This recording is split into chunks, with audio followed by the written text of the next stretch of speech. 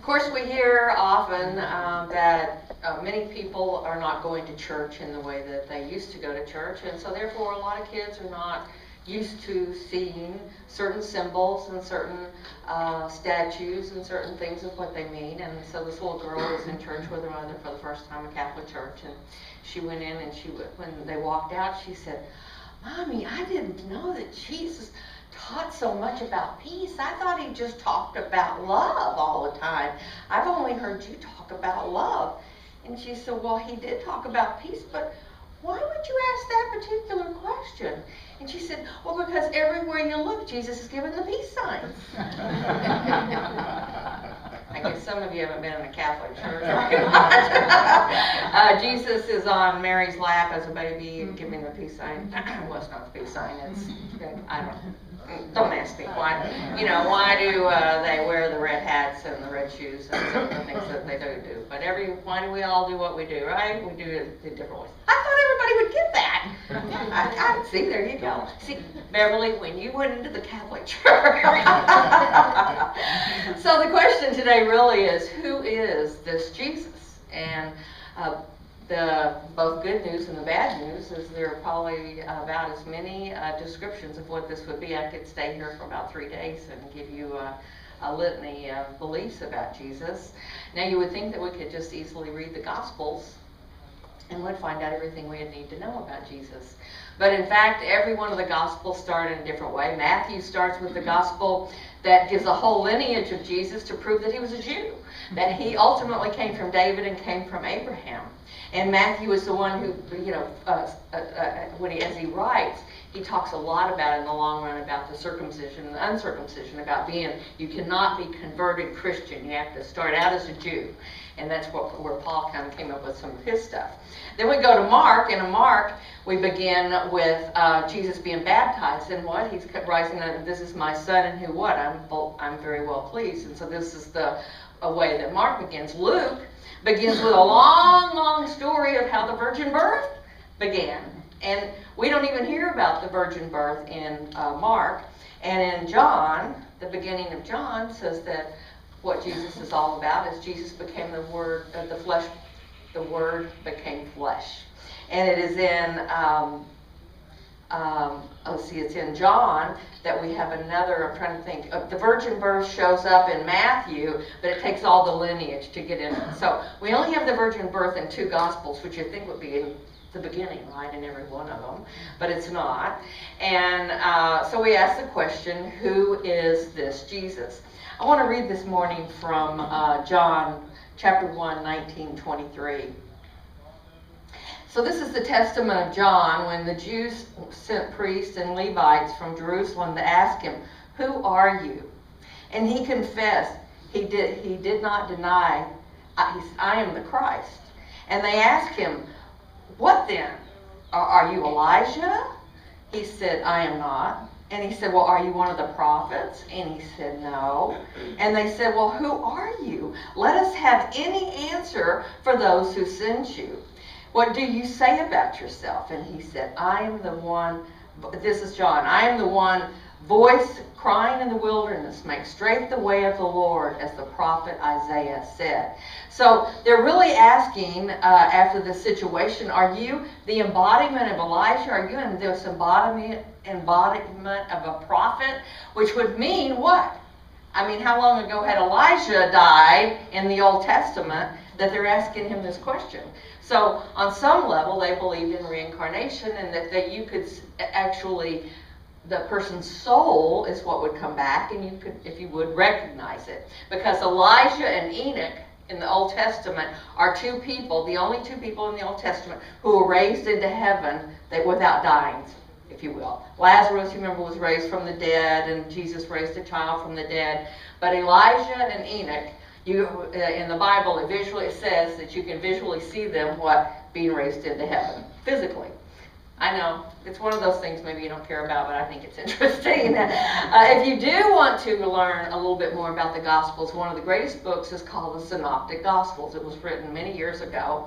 And this is what and now her mind, I didn't put down the author's name. Marion, you were going like this. Do you happen to remember her name off the No, top I of your don't head? remember her name. I don't. Okay. Anyway, this is what she writes about this Christ idea. She said, a key to understanding the Gospels lies in the awareness that the Christ, the spiritual man, spoke often through Jesus. The natural man, and that again at times the natural man spoke through Jesus on his own account. Spiritual understanding must reveal to us when it was that Christ spoke and when it was that Jesus spoke. In such instances, when Jesus spoke words out of anger or grief, this was Jesus speaking from human consciousness. But when he spoke words such as this, he that believeth in me, the works that I do, shall they do as well, that was speaking from the Christ consciousness. Because when Jesus said, those that believeth in me, believeth in this Christ nature, this possibility of all things being possible for you. And so all the things that I do, what? You will be doing as well. Now, many people, of course, don't have this belief whatsoever, but this is our belief in unity, and this is where we come from. And so, Jesus, in our belief system through unity, doesn't have it prescribed that it has to be a particular way, but in my belief system and what I teach is Jesus was born of a woman in a mystical way that people don't understand the divine mystery. Jesus did become the Word, if you will, from this awakening of practice of being present to the moment, of being present to listening deeply and recognizing it was truly this thing called love, way beyond this love we understand, right? A love that's beyond our understanding, just like the peace that passes all understanding. This love is the same way. It's hard to get a hold of what this Christ, what this true love, what this Holy Spirit is really all about. And so that's why people like, as I always talk about, putting God in a box, they put Jesus in a box too. And that way that they can feel more comfortable, as opposed to an expansive Jesus, an expansive Jesus that could come and teach you different things. More or less, God's put in a box. And of course, again, Beverly, I'm going to tell you this so that you can get it. Beverly's the one being picked on today. Since you haven't been in a Catholic church recently, Beverly, a young kid goes into a Catholic church, and they're actually there for a party from downstairs, but he's walked upstairs with his grandfather, and he's very intrigued by the big gold box. And the grandfather said, well, that's called the tabernacle, and that's where Jesus lives. And just about then, somebody in the sanctuary sneezed, and the little boy jumped up. Oh my goodness, Jesus has a cold and he needs a Kleenex. I need some drums behind me. And in many ways, sadly, Jesus does live in a box instead of the possibilities of what Jesus came to teach us. As I've told you many, many times, Jesus I consider my guru because I was brought up in Christianity. Jesus is my prayer partner and has prayed with me for 30 years. I invite physically this man, Jesus, to come in my presence and sit with two other people. And that is where I believe that this, I come from, try to do my best to listen to the wisdom that the Christ is awakened in me, because I have the same that Jesus had. It's just trying to get it on a regular basis and a daily and moment to moment is a whole different ballgame, and we all know it's not as easy as we'd like it to be. So this man, Jesus, was a man of flesh that practiced and understood. But what's interesting about this is that the Bible, Paul, will tell us, see, to me it's about the actions. It's ultimately, Jesus said you'll be known by the fruits of your spirit. Actually, Paul said that you'll be known by what your actions are, these fruits. That's how we will be seen if this Christ is working through us or not. And yet there's one place in Paul, in Paul's writing, that says this. It's basically, this is the gist of it, and some of you have heard this idea before. That through the Israelites, there were 7,000 of them that were chosen that had not bowed down to Baal, the great, and bowed down to any of the gods, right? They kept themselves pure. And out of this 7,000, there was a remnant of them. And that remnant of them, in other words, their descendants, are the chosen ones. How many of you have ever heard of the chosen ones that are going to go to heaven come hell or high water? Mm-hmm. well, maybe hell or, you know. And so that is where the remnants come from. If you want to read about that, that's in Romans 11, verses 1 through 7. And it says this, so too there is a remnant chosen by grace from these 7,000. But if it is by grace, it is no longer on the basis of the works. Otherwise, grace would no longer be grace. So in many places we know that as we talk about Jesus, you can be saved once and saved forever. Sometimes you have to be saved again and again. Well, in other words, I could go on and on. But what I want to share with you this morning is, let's say you're from, I always like to jokingly say, you're from Mars. You're all Martians this morning, right? And you know nothing about this man, Jesus. And so I'm going to tell you a couple of stories, and then you take away what you believe Jesus would be talking about after listening to these stories. And these are some of my favorite stories in the Bible, and most especially the way that we treat women in the world today, and the honoring or non-honoring, if you will, of women. So the very first story is when Jesus meets the woman at the well, the Samaritan woman at the well, at about noontime. First off, she's a Samaritan, which is the lowest of the low. And then also he discerns that she's meeting him in a time when no other women will be around. And he tells her, she says to him, hand me that spigot, that cup, so that I can get some water. Would you get me some water? And she's like, oh my goodness, you're talking to me. People like you don't talk to me. And he said, well, I do. I keep no one out. And not only that, I discern you've been married 5 times. You probably freaked out at this point. Oh my Lord, now he's going to slap me upside the head, or something. And he said, instead, he said to her, I have a love I can give you that will not be like the kind of love you've had. I have to give you a living love, this living water. And he was so well received that he went and spent the time in the community of the Samaritans and helped other people to awaken. You see, when you're around and deal and live in this Christ-awakened beingness in you, it's almost like a radiating beam, if you will. And the words you say plant seeds in other people and make a difference. So Jesus did not leave her out, right? He welcomed her. And not only that, then he in turn was welcomed in the community. And then we have the Good Samaritan, which is one of the great stories. Oh, I love these kind of stories, because again, we have a man lying in the ditch, and then a priest walked by and don't even, they just keep on talking, a man in the ditch. We don't mess with men in the ditch. And then somebody of political persuasion, let's say a congressman, walks by. Oh my goodness, a man in the ditch. Well, that must be one of those takers, dumb makers. We need to leave him in the ditch, right? So then a Samaritan comes by. Again, the lowest of the low, people who have no money, comes, helps the person. Now this is the stories about Jesus. Jesus is telling the story to the people. These are the stories he's wanting them to glean what he believes, how to live, correct? And the person said, so he takes this person, takes him to a hotel, helps him with his situation, gives him money to stay, and checks on him.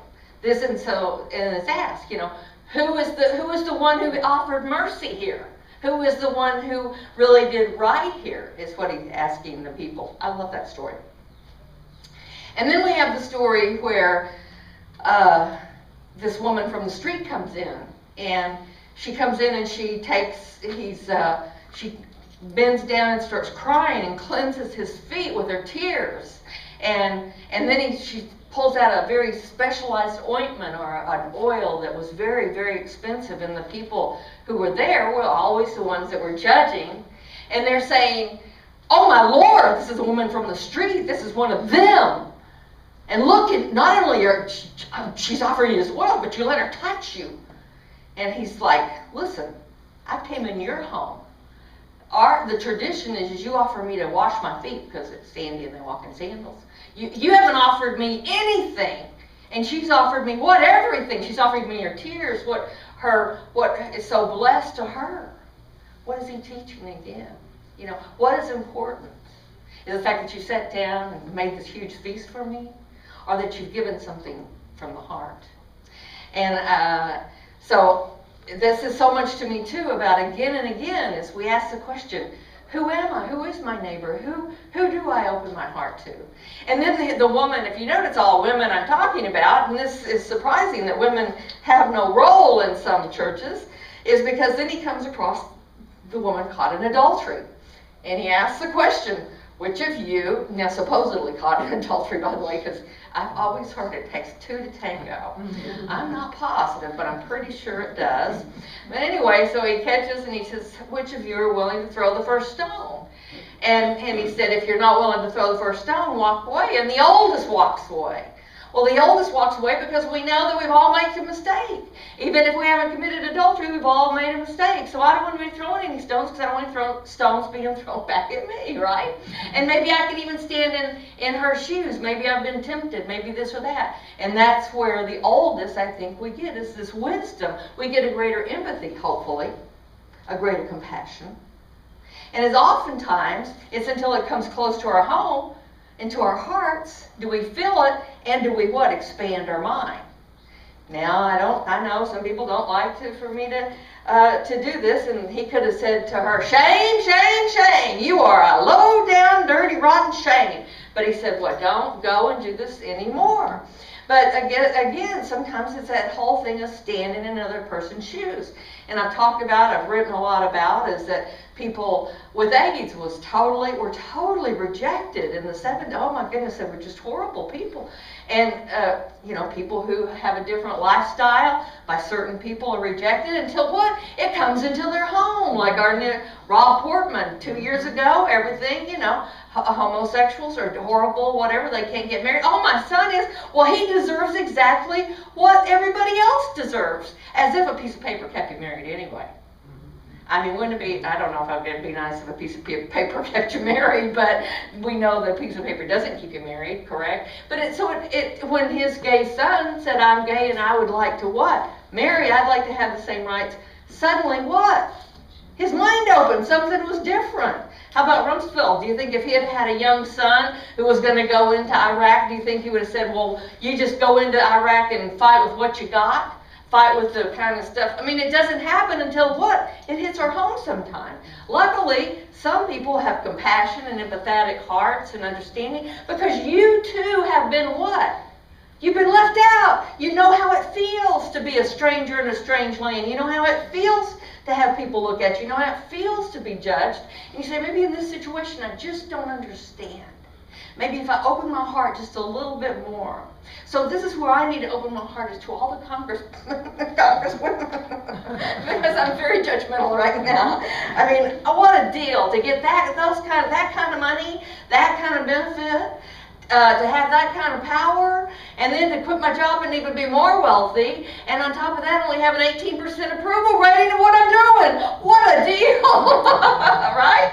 But I sure wouldn't want to be a congressman. A congress lady, congresswoman, whatever they're called anymore. Lord help me. So finally, my favorite of the stories of the women in Jesus expression again. Remember, you're all from Mars. You've never heard about Jesus. All this that you've already heard. What is your heart telling you? So then Jesus is walking down the road. This is in 3 of the Gospels. We know whenever a story shows up in 3 of the Gospels, it's very, very important. And so in this gospel, in this story, what happens is a woman has been bleeding for 12 years. She has this situation, and she cannot get, no matter what, she cannot get it under control. She cannot be healed. But she's heard about this man, Jesus. She has faith that all she has to do is what? Touch the hem of the garment. Just touch him. And she does. And he feels this. And his people are like, well, oh my goodness. Almost like, oh, well, don't worry about it, This is just another woman of the street. And he said, no, daughter, who touched me? And she said, I did. Because I had the faith. I knew that if all I had to do, I didn't need any more from you except to touch you. And he said, your faith. He didn't go into ramble, the touching.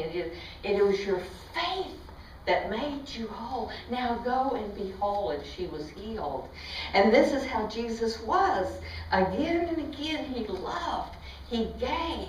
He always invited the what? Uninvited. He always looked out and saw people. And the ones that he judged when we were talking in the synoptic gospel from the human condition were the ones that were judging other people, leaving other people out. And finally, foundationally, where this church gets its foundational statement is that Jesus left us that one commandment.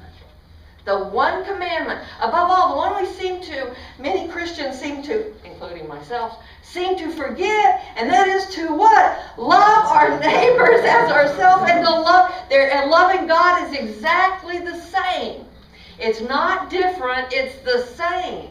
And it doesn't leave any, and he didn't say, and by the way, it is anybody else that is over here that looks like this, you get to be left out. A woman who is of the street, a person of any color, creed, lifestyle, love, and that is what we are to do. And by the way, how easy it is to love somebody who already loves you. How easy is it to be accepted into your crew, into your congregation, into your crowd, as long as you're part of the crowd. But if you're not part of the crowd, then you're not living the commandment. Those are the stories of Jesus. That tells me who Jesus was. Everything I would need to know is in those stories. I don't need to know any of the other stories to know everything that he taught. One lesson, and that was love. A love that really does go beyond often our human understanding. But the point is just through grace we practice, we try and wake up, and we try and be in the moment. And that's the best we can do. And forgive ourselves and try not to judge, which is always the easy part, right? I'd like to share this piece with you as we close with prayer. I hope you can open your minds and hearts to it. I thought it was quite beautiful. So let's use this as our closing prayer. My dear creation, I had to write to tell you how much I love and care for you. Yesterday I saw you walking and laughing with your friends, and I hope soon that you would want to walk with me, so I painted you a sunset to close your day. And I whispered a cool breeze to refresh you. I waited, but you never called, but I kept loving you. And as I watched you fall asleep, I wanted so much to touch your face. I spilled moonlight instead, trickling on your cheeks like so many tears have. But you didn't think of me.